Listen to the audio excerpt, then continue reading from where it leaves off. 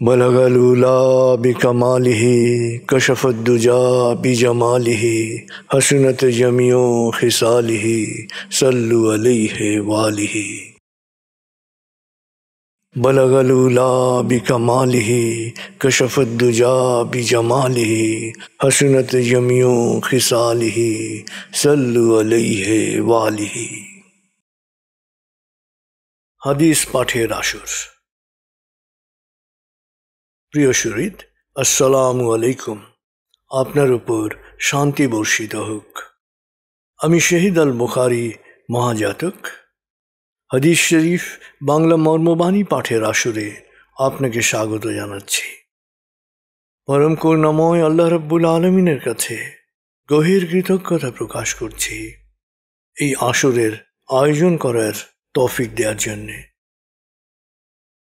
আমরা জানি, যেখানে পরম প্রভুকে স্মরণ করা হয়, স্রষ্টার মহিমা বর্ণনা করা হয়, যেখানে রসুলের বাণী পাঠ করা হয়, সে আসর আল্লাহর রহমতের ছায়াতলে চলে আসে।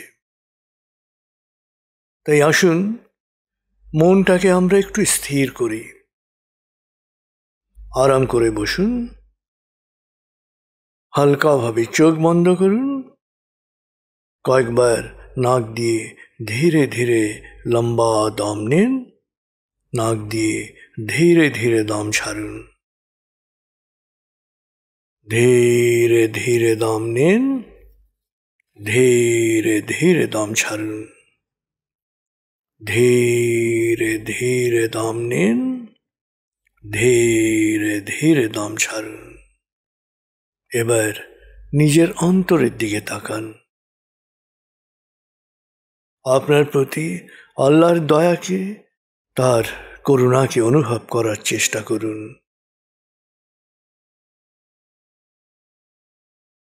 খুব ধীর লয়ে মনে মনে বলতে থাকুন, আল্লাহ আল্লাহ আল্লাহ আল্লাহ আল্লাহ আল্লাহ আল্লাহ আল্লাহ আল্লাহ আল্লাহ আল্লাহ।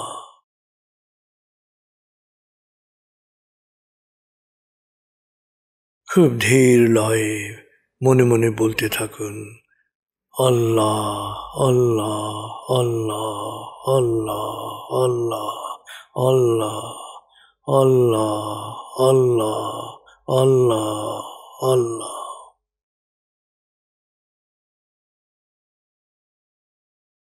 আল্লাহর স্মরণ, আল্লাহর জিকির মনে সব সময় শান্তির একটা প্রবাহ নিয়ে আসে।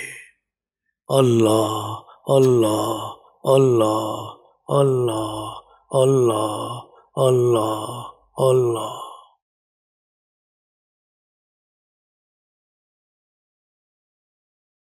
এবার দরুদে ডুবে যান।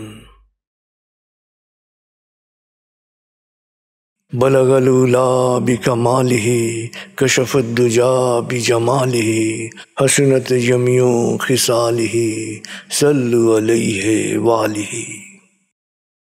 बलगल उला बिकमालिही कशफद्दुजा बिजमालिही हसनत जमियो खिसालिही सल्लु अलैहि वालिही।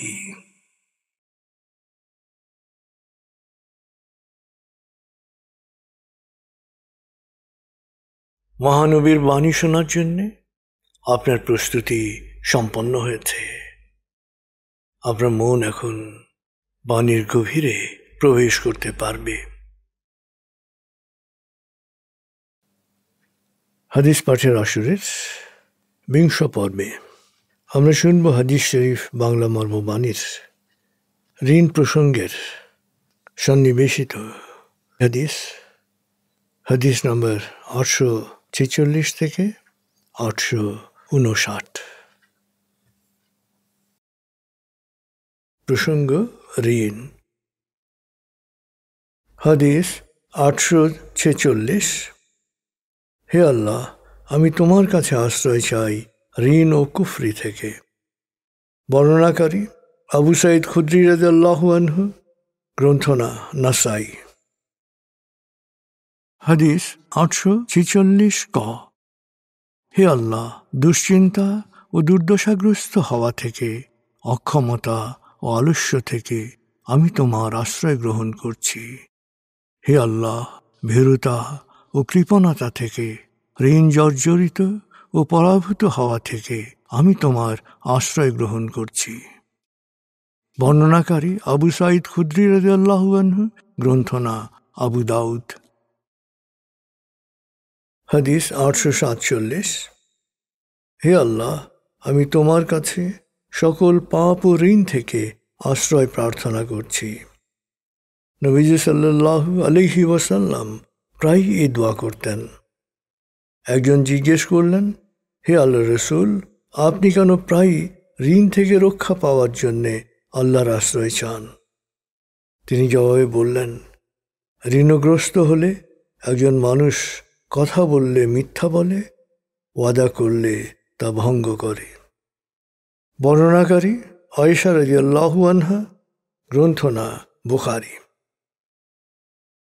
হাদিস 848। ঋণ সম্পর্কে সাবধান। মহাবিচার দিবসে প্রত্যেকের ঋণই শোধ করতে হবে। বর্ণনাকারী আবু হুরায়রা রাদিয়াল্লাহু আনহু, গ্রন্থনা মুসলিম। হাদিস 849। ঋণ ভালোভাবে পরিশোধ করো। যে ভালোভাবে ঋণ পরিশোধ করে সেই তোমাদের মধ্যে উত্তম। বর্ণনাকারী আবু হুরায়রা রাদিয়াল্লাহু আনহু, গ্রন্থনা বুখারী মুসলিম। হাদিস 850। আল্লাহর পথে শহীদ হলেও ঋণ মাফ করা হবে না, এর শাস্তি ভোগ করতে হবে। বর্ণনাকারী আবু কাতাদা হারিস ইবনে রিবি রাদিয়াল্লাহু আনহু, গ্রন্থনা মুসলিম। হাদিস 851। অপরিশোধিত ঋণ ছাড়া শহীদের সকল গুনাহ আল্লাহ মাফ করে দেবেন। বর্ণনাকারী আবদুল্লাহ ইবনে আমর রাদিয়াল্লাহু আনহু, গ্রন্থনা মুসলিম। হাদিস 852। এমনকি কারো কাছ থেকে যদি সুই সুতো ধার নাও, তবে তাকে ফেরত দেবে, তা না হলে আমানতের খেয়ানতকারী হিসেবে মহাবিচার দিবসে তুমি অসম্মানিত হবে। বর্ণনাকারী আদি ইবনে উমাইরা রাদিয়াল্লাহু আনহু, গ্রন্থনা আবু দাউদ। হাদিস 853। টাকা থাকা সত্ত্বেও ঋণ পরিশোধে টাল বাহানা করবে না, এটা অন্যায়। আর কারো ঋণ পরিশোধের দায়িত্ব যদি কোনো সক্ষম ব্যক্তি গ্রহণ করে, তবে তা মেনে নেবে। বর্ণনাকারী আবু হুরায়রা রাদিয়াল্লাহু আনহু, গ্রন্থনা বুখারী মুসলিম। হাদিস 854। পরিশোধ না করার নিয়ত করে যদি কেউ ঋণ নেয়, তবে সে সাব্যস্ত হবে একজন চোর হিসেবে। বর্ণনাকারী আবু হুরায়রা রাদিয়াল্লাহু আনহু, গ্রন্থনা ইবনে মাজাহ। হাদিস 855। শোধ করার আন্তরিক ইচ্ছা নিয়ে টাকা ধার করার পর সে যদি তা পরিশোধ করতে অক্ষম হয়, তবে আল্লাহ যে কোনো উপায়ে ঋণ পরিশোধের পথ করে দেবেন। তবে প্রথম থেকেই যদি তার ঋণ শোধ করার কোনো ইচ্ছা না থাকে, এই বদ নিয়তের জন্যে আল্লাহ তার সর্বনাশের পথ খুলে দেবেন। বর্ণনাকারী আবু হুরায়রা রাদিয়াল্লাহু আনহু, গ্রন্থনা বুখারী। হাদিস 856। ঋণ শোধ না হওয়া পর্যন্ত একজন বিশ্বাসীর আত্মা জান্নাতে প্রবেশ করতে পারবে না, প্রবেশ পথে আটকে থাকবে। বর্ণনাকারী আবু হুরায়রা রাদিয়াল্লাহু আনহু, গ্রন্থনা তিরমিজি। হাদিস 857। মহাবিচার দিবসের কঠিন অবস্থা থেকে যে আল্লাহর সুরক্ষা চায়, সে যেন ঋণ পরিশোধে অক্ষম মানুষের ঋণ মওকুফ করে দেয় বা পরিশোধ করার মেয়াদ বাড়িয়ে দেয়। বর্ণনাকারী আবু কাতাদা রাদিয়াল্লাহু আনহু, গ্রন্থনা মুসলিম। হাদিস 858। অনেকের সাথে আর্থিক লেনদেন রয়েছে। এমন এক ব্যক্তি তার কর্মচারীদের বলে রেখেছিল, যখন তোমরা টাকা আদায় করতে যাবে, তখন যদি এমন কাউকে দেখো যে সে টাকা দিতে অক্ষম, তাহলে তার ঋণ মওকুফ করে দিও। এই ওসিলায় হয়তো মহাবিচার দিবসে আল্লাহ আমাদের ক্ষমা করে দেবেন। মৃত্যুর পর যখন আল্লাহর সাথে তার সাক্ষাৎ হলো, আল্লাহ তার সকল গুনাহ মাফ করে দিলেন। বর্ণনাকারী আবু হুরায়রা রাদিয়াল্লাহু আনহু, গ্রন্থনা বুখারী, মুসলিম। হাদিস 859। দুর্দশাগ্রস্ত ঋণ গ্রহীতার ঋণ পরিশোধের মেয়াদ বাড়িয়ে দিলে বা ঋণ মওকুফ করে দিলে আল্লাহ মহাবিচার দিবসে তার আরশের ছায়ায় তাকে আশ্রয় দান করবেন। বর্ণনাকারী উসমান ইবনে আফফান রাদিয়াল্লাহু আনহু, আবু কাতাদা রাদিয়াল্লাহু আনহু, আবু হুরায়রা রাদিয়াল্লাহু আনহু। গ্রন্থনা তিরমিজি, আহমেদ। হাদিস 859 ক। যখন কেউ কারো জন্য ঋণের ব্যবস্থা করে দেয়, সে যেন ঋণ গ্রহীতার কাছ থেকে কোনো উপহার গ্রহণ না করে। বর্ণনাকারী আনাস ইবনে মালিক রাদিয়াল্লাহু আনহু, গ্রন্থনা বুখারী। প্রিয় শরীদ, ঋণ সংক্রান্ত হাদিস গুচ্ছ আমরা শুনলাম। ঋণের চেয়ে মানুষকে নিঃস্ব, সর্বশান্ত, বিপর্যস্ত, হতাশাগ্রস্ত করার মাধ্যম খুব কমই আছে। আসলে ঋণগ্রস্ত হলে ঋণ জর্জরিত মানুষের যে অবমাননা, যে যন্ত্রণা, যে কষ্ট, এটা যিনি ঋণ জর্জরিত হয়েছেন, পাওনাদারের তাগাদা এড়ানোর জন্য যিনি প্রতিনিয়ত পালিয়ে বেড়াচ্ছেন, এমন ব্যক্তি ছাড়া ঋণগ্রস্তের যে যন্ত্রণা, এটা বোঝা সম্ভব নয়। এবং এই জন্যেই পৃথিবীর সকল ধর্মগ্রন্থে ঋণগ্রস্ত হওয়া সম্পর্কে মানুষকে সতর্ক করে দিয়েছে। আসলে যারা ঋণ প্রদান করে, সেই মহাজন, সুদখোর মহাজন, পাওনা সুদ ওসুল করার জন্যে যে কোনো পর্যায় পর্যন্ত নামতে পারে। এবং এই জন্যে অতীতে বহু দেশে, বহু সভ্যতায় মিথ্যাচারের পর সবচেয়ে জঘন্য পাপ বলা হতো ঋণকে। কেন?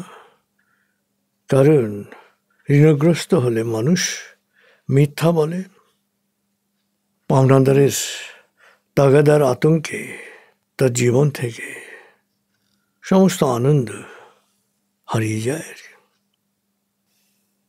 যে কারণে সবচেয়ে ঋণ জর্জরিত দেশ মার্কিন যুক্তরাষ্ট্র 50 বছর আগে মানুষ একান্ত বিপদে না পড়লে ঋণ নিতে চাইতো না।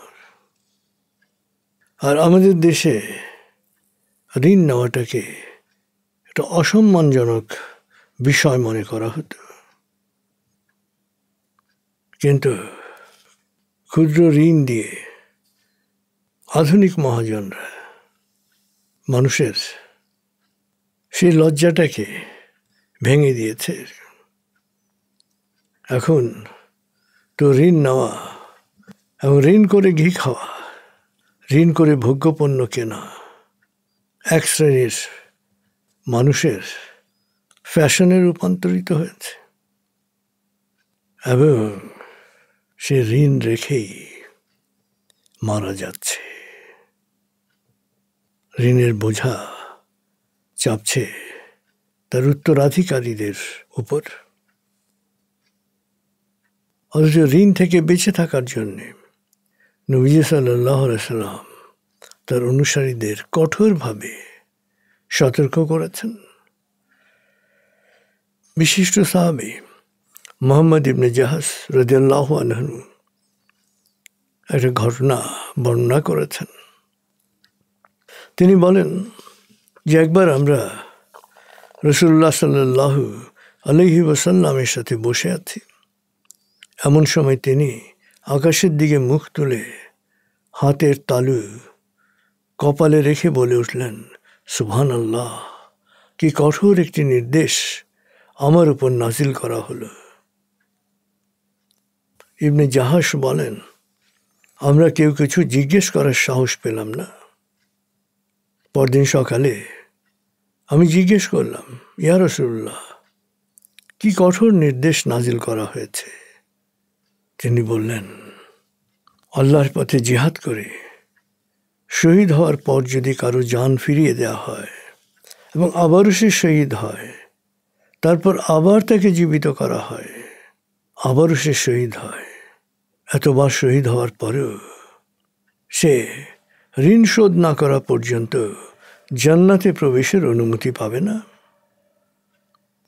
এবং এই জন্যে নবীজি সাল্লাল্লাহু আলাইহি ওয়াসাল্লাম প্রায় দোয়া করতেন, আউযু বিল্লাহি মিনাল কুফরি ওয়াদ দাইন, যে কুফরি করা থেকে, সত্য অস্বীকার করা থেকে এবং ঋণ থেকে আমি আল্লাহর আশ্রয় প্রার্থনা করছি।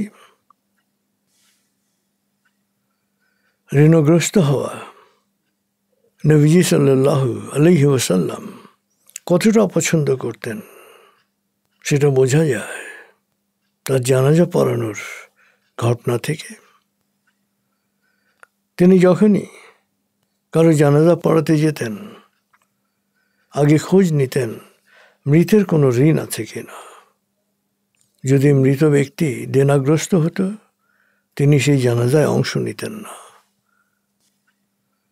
এমনি একবার জানাজা পড়াতে গিয়ে তিনি শুনলেন মৃত ব্যক্তি ঋণগ্রস্ত এবং সে এমন কোনো সম্পদ রেখে যায়নি যেখান থেকে ঋণ শোধ করা যাবে।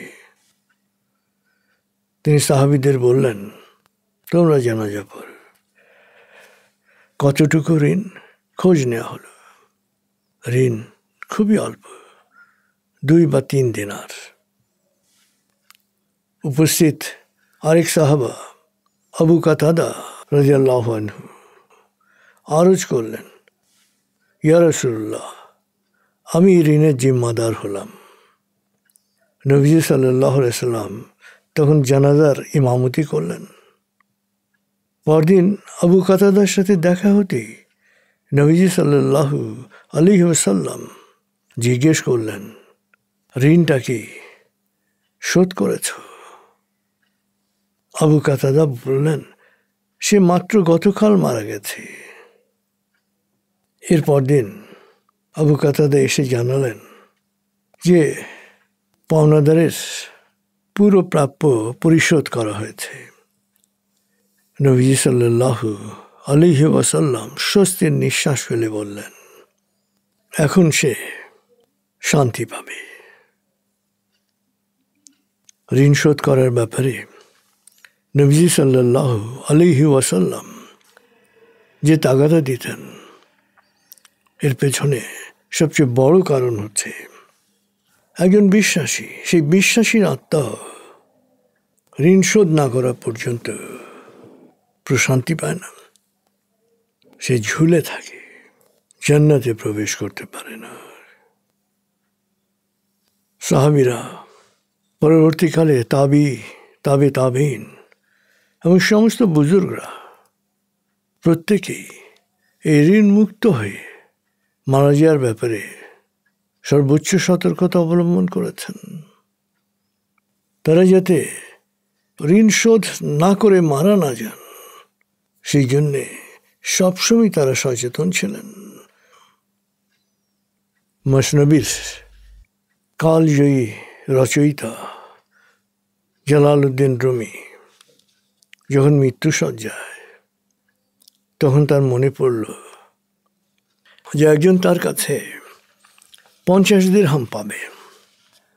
ঋণের কথা মনে পড়ার সাথে সাথে তিনি সক্রিয় হয়ে উঠলেন এবং 50 দিরহাম সংগ্রহ করার চেষ্টা শুরু করলেন। এর মধ্যে যে পাবে সে পাওনাদার তারই ভক্ত খবর পেল যে হুজুর অস্থির হয়ে গেছেন, এই ঋণ শোধ করার জন্য। সে দৌড়ে এলো হুজুরের কাছে। হুজুরকে বলল, হুজুর, আমার পাওনা আমি মাফ করে দিলাম। জালালউদ্দিন রুমি তখন স্বস্তির নিঃশ্বাস ফেলে বললেন, শুকর আলহামদুলিল্লাহ, একটা ভয়ঙ্কর পরিস্থিতির সৃষ্টি হওয়া থেকে আমি বেঁচে গেলাম। আসলে নবীজি সাল্লাল্লাহু আলাইহি সাল্লাম ঋণের ব্যাপারে এত কঠোর হওয়ার কারণ হচ্ছে, একজন মানুষ যখন ঋণ করে তার চিন্তার বড় অংশ জুড়ে থাকে যে সে কীভাবে এই ঋণ শোধ করবে, এবং পাওনাদারের সামনে সে সবসময় সংকুচিত হয়ে থাকে। সে প্রতিশ্রুতি দেয় যে অমুক দিন দেবো, যখন দিতে পারে না তখন আবার এই প্রতিশ্রুতি ভঙ্গের গুনাহ তার নামেই জমা হয়, পাওনাদারের কাছে আরও অপদস্থ হয়।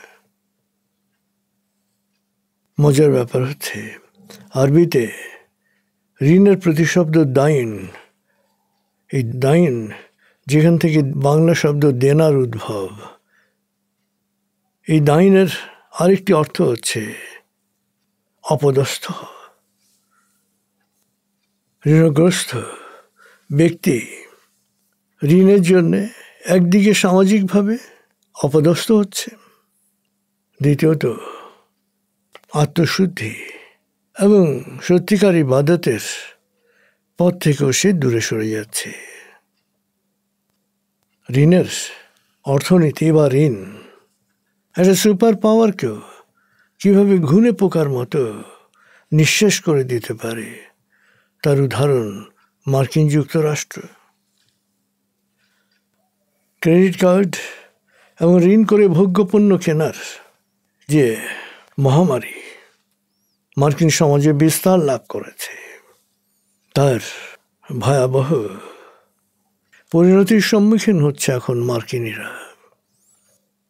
চীন এখন থেকে 70 বছর আগে পৃথিবীর একটা দরিদ্র অর্থনীতি ছিল, সেখান থেকে তারা এখন 1 নম্বর অর্থনৈতিক শক্তিতে উন্নীত হয়েছে, এবং সেই চীন থেকেও মার্কিন যুক্তরাষ্ট্র কয়েক ট্রিলিয়ন ডলার ঋণ করেছে, এবং প্রতি 10 জন মার্কিনীর 8 জন এই ঋণের জালে আটকা পড়ে আছে। তাদের অর্থনীতির অবস্থা, জীবনযাত্রার মানের অবস্থা প্রতি বছর খারাপ থেকে আরও খারাপ হয়েছে। এই ঋণ তাদের জীবন থেকে স্থিরতা এবং শান্তি কেড়ে নিয়েছে। আসলে যার জীবনে ঋণ ঢুকবে তার শান্তি শুধু পরকাল নয়, ইহকালীন শান্তিও চরমভাবে বিনষ্ট হবে। যেভাবে ঋণ মার্কিনীদের ক্রেডিট কার্ডের তথাকথিত গর্বিত মালিকদের নিদ্রা এবং প্রশান্তি কেড়ে নিয়েছে, একইভাবে তাদের জাতীয় অর্থনীতির উপরেও ক্যান্সারের মতন প্রভাব ফেলেছে। আসলে ঋণ মানুষকে সর্বশান্ত করে। এই কারণে দ্বিতীয় খলিফা ওমর বিন খাত্তাব রাদিয়াল্লাহু আনহু মানুষকে সতর্ক করে বলেছেন, তোমরা ঋণ সম্পর্কে সতর্ক থেকো। এটা দুশ্চিন্তা দিয়ে শুরু হয় এবং তা মানুষকে সর্বশান্ত ও নিঃস্ব করে দেয়। এবার সময় নিয়ে অবলোকন করুন, ঋণের ক্ষেত্রে আপনার অবস্থান কোথায়? আপনি কি দাতা না ঋণী? ঋণী হলে কি ঋণ? ঋণ কিভাবে হলো? কি ভোগ্যপণ্য কিনতে গিয়ে, ফ্ল্যাট কিনতে গিয়ে, না ইলেকট্রনিক সামগ্রী কিনতে গিয়ে, না এটা গাড়ি কিনতে গিয়ে, না কোনো জরুরি প্রয়োজন মেটাতে গিয়ে। কেন আপনার ঋণ? ঋণ করার সময় আপনি কিভাবে পরিশোধ করবেন, এই চিন্তা কি আপনার মনে এসছে? ঋণটা কি আদৌ প্রয়োজন ছিল?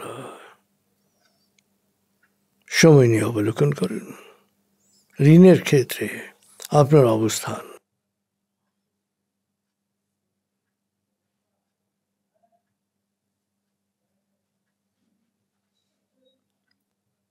এবং ঋণ যদি হয়ে থাকে, আপনি প্রথম থেকেই এটা শোধ করার পুরো প্রস্তুতি নিয়েছেন কিনা?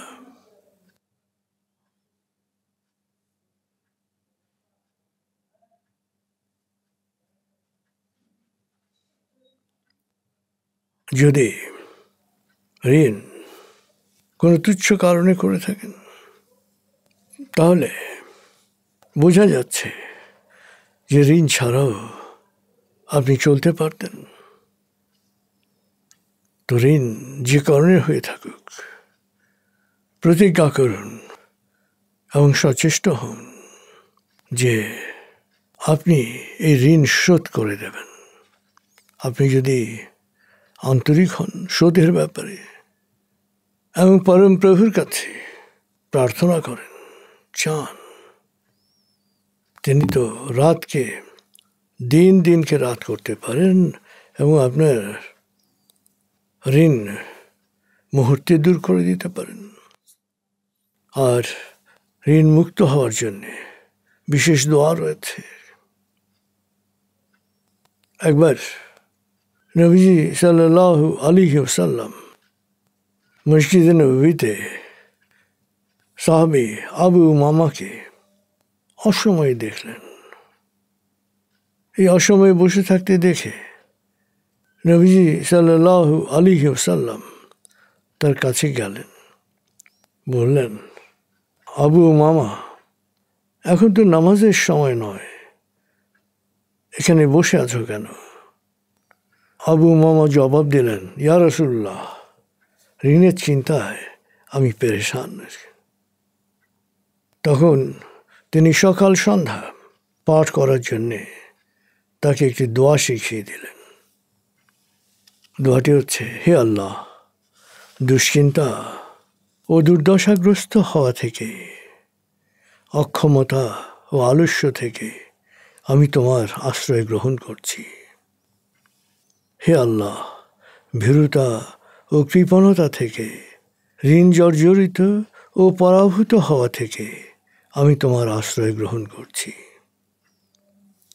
আবু উমামা পরবর্তীতে বলেন, এই দোয়া পাঠের বরকতে আল্লাহ আমাকে দুশ্চিন্তা ও ঋণ থেকে মুক্তি দেন।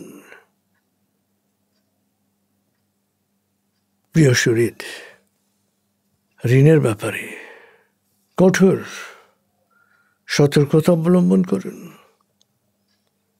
ক্রেডিট কার্ডে, কিস্তিতে বা বাকিতে যে কোনো কেনাকাটার ব্যাপারে সবসময় সতর্ক থাকুন এবং ঋণ করা থেকে নিজেকে বাঁচিয়ে রাখুন। এবার সময় নিয়ে নিজের জন্যে বা প্রিয়জনের জন্যে, স্বজনের জন্যে কোনো বিশেষ দোয়া থাকলে করুণাময়ের কাছে সময় নিয়ে আপনি আপনার আর্জি পেশ করুন।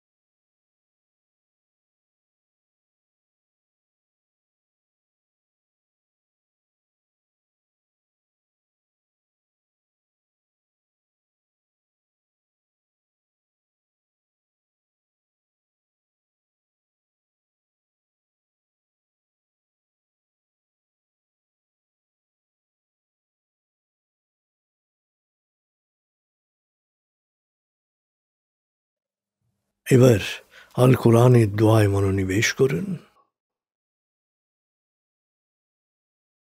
আল কোরআন দোয়া।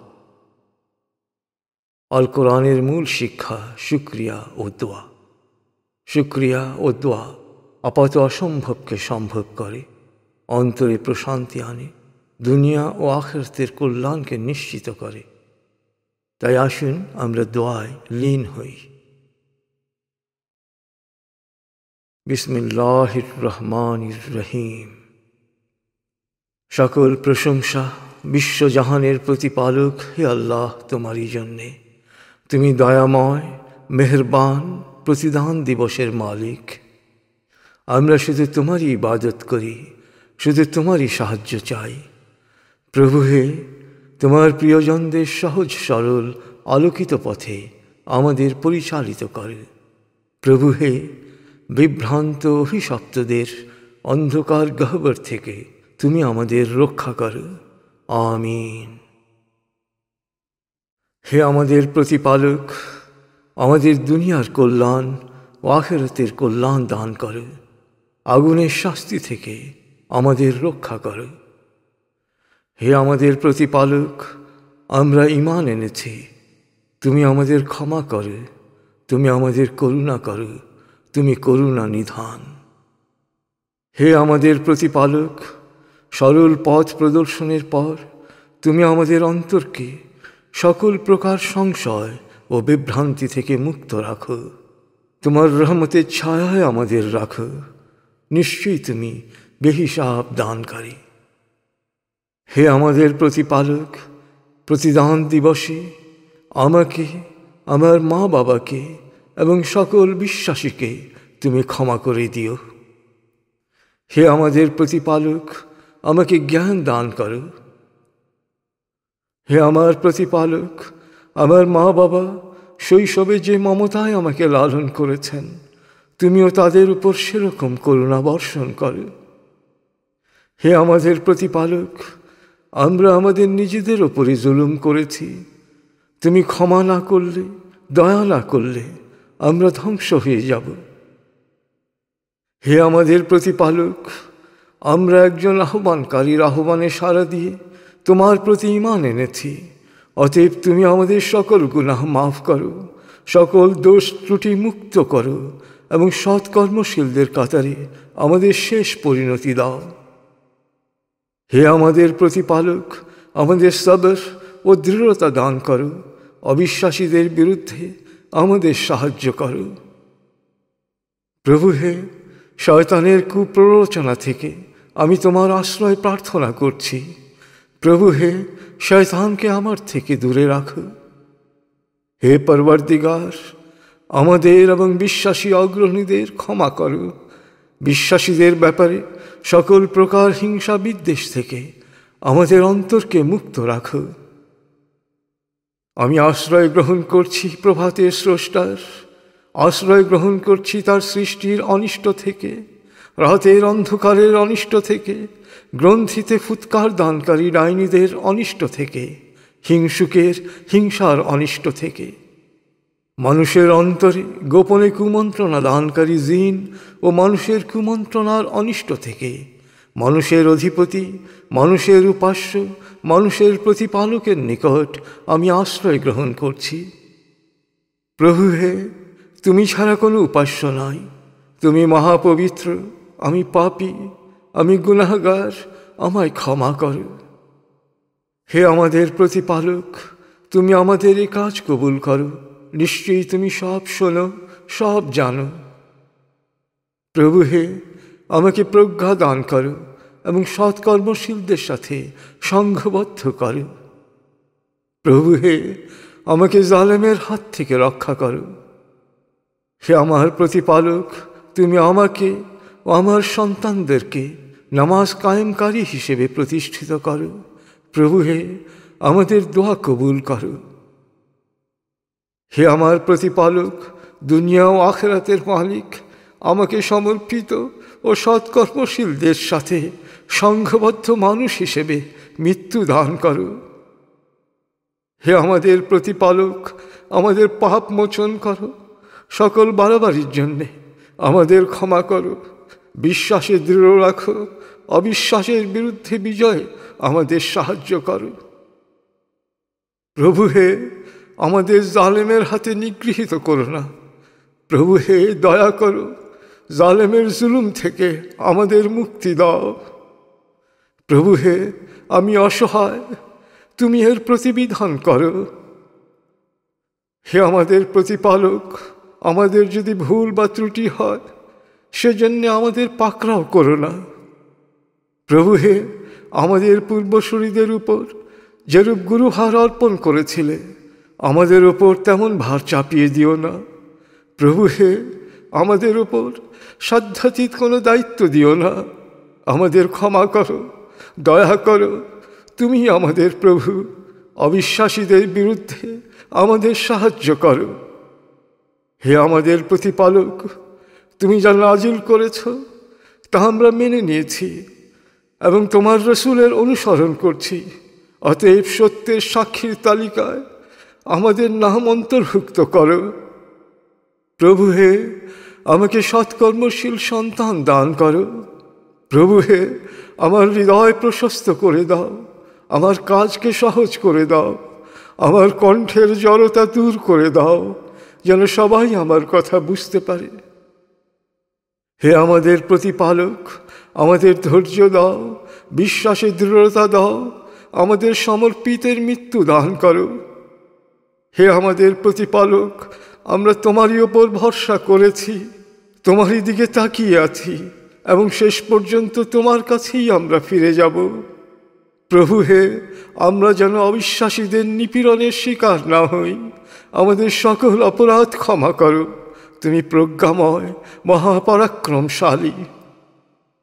আমার সালাত, আমার কোরবানি, আমার জীবন, আমার মরণ, আমার সব কিছুই মহাবিশ্বের প্রতিপালক আল্লাহরই জন্যে। তিনি একক অদ্বিতীয়, এ আদেশই আমি পেয়েছি।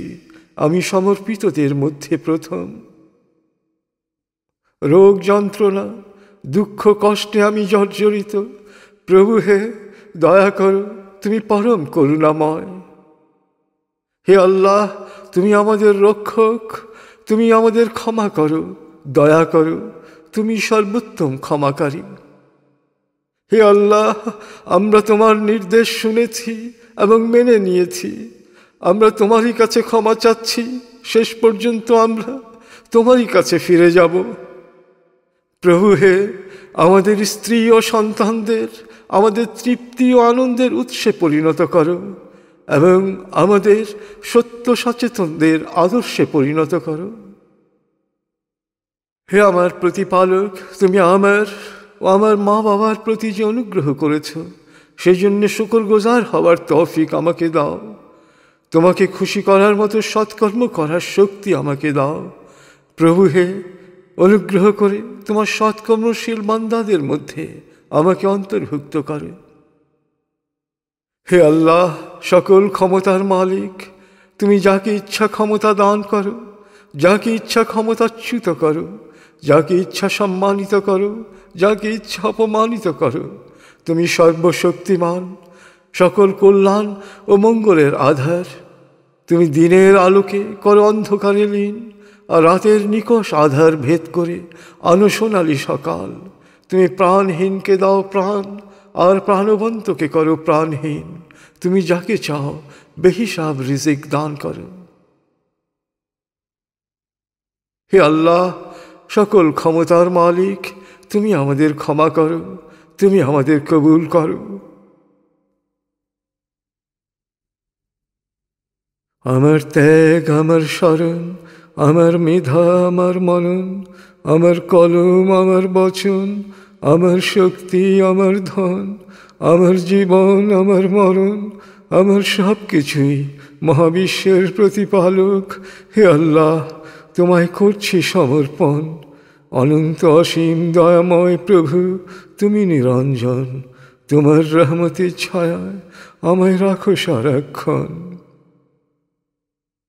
আমার ত্যাগ, আমার স্মরণ, আমার মেধা, আমার মনন, আমার কলম, আমার বচন, আমার শক্তি, আমার ধন, আমার জীবন, আমার মরণ, আমার সব কিছুই মহাবিশ্বের প্রতিপালক হে আল্লাহ, তোমায় করছি সমর্পণ। অনন্ত অসীম দয়াময় প্রভু, তুমি নিরঞ্জন, তোমার রহমতের ছায়ায় আমায় রাখো সারাক্ষণ। আমার ত্যাগ, আমার স্মরণ, আমার মেধা, আমার মনন, আমার কলম, আমার বচন, আমার শক্তি, আমার ধন, আমার জীবন, আমার মরণ, আমার সব কিছুই মহাবিশ্বের প্রতিপালক হে আল্লাহ, তোমায় করছি সমর্পণ। অনন্ত অসীম দয়াময় প্রভু, তুমি নিরঞ্জন, তোমার রহমতের ছায়া আমায় রাখো প্রতিক্ষণ। আমিন। পরম করুণাময় আমাদের হাদিস পাঠের আসরকে সৎকর্ম হিসেবে কবুল করুন এবং আজকের আসরে অংশগ্রহণকারী সবাইকে দুনিয়া ও আখেরাতে সফল ও সম্মানিত করুন। আমিন। খুদা হাফিজ। আসসালামু আলাইকুম। আপনার উপর শান্তি বর্ষিত হোক।